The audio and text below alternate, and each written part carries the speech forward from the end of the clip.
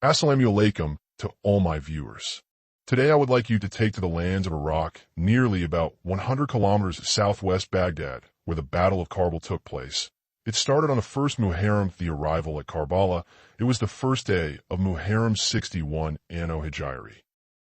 Years after the hydra of the desert sun rose above the land of Iraq, casting its golden light over a quiet plain near the banks of the Euphrates River, a small caravan of around 72 people, including women, children, elderly, and a few warriors arrived, and paused at its head was Imam Hussein ibn Ali, the beloved grandson of Prophet Muhammad. With him were his brother's sons, nephews, companions, and his brave sister Zainab. Bint Ali. Imam Hussein dismounted his camel. He looked around at the barren land and asked, "What is this land called?" A local replied, "This land is called Karbala." Hussein, hearing the name, quietly said, "This is the land of Karb, grief, and Bala trial. Here our tents will be pitched, here our blood will be shed, here our graves will be dug." He knew this was the place foretold by his grandfather Prophet Muhammad. Scroll historical references for day 11 Al-Tabari's Tariq al-Ruzul wa al-Muluk, History of Prophets and Kings Tabari, records that Imam Hussein arrived at Karbala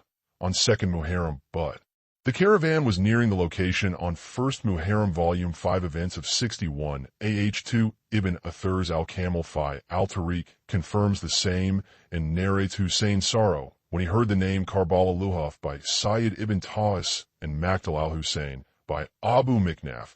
Both classical Shia sources state that Hussein's heart was heavy upon reaching Karbala, knowing it was his destined land, a martyrdom desert. What happened next? Yazid's army, already stationed nearby under the command of her ibn Yazid, stopped Hussein from proceeding to Kufa. Imam Hussein had no option but to camp in Karbala, though her was respectful. At first the tone was tense. The siege had begun, even if subtly the enemy's forces began to grow daily. That night the air in the camp was thick with emotion. Mothers comforted their children. Young warriors looked toward the stars, sensing the coming storm.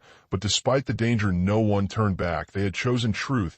They had chosen Imam Hussein. Mosque. The message of day 1. Imam Hussein's arrival at Karbala marked the start of the final stand against tyranny. Despite being outnumbered and outpowered, he planted his feet firmly on the land that would soon drink his blood, saying through his actions, "Death with dignity is better than life with humiliation."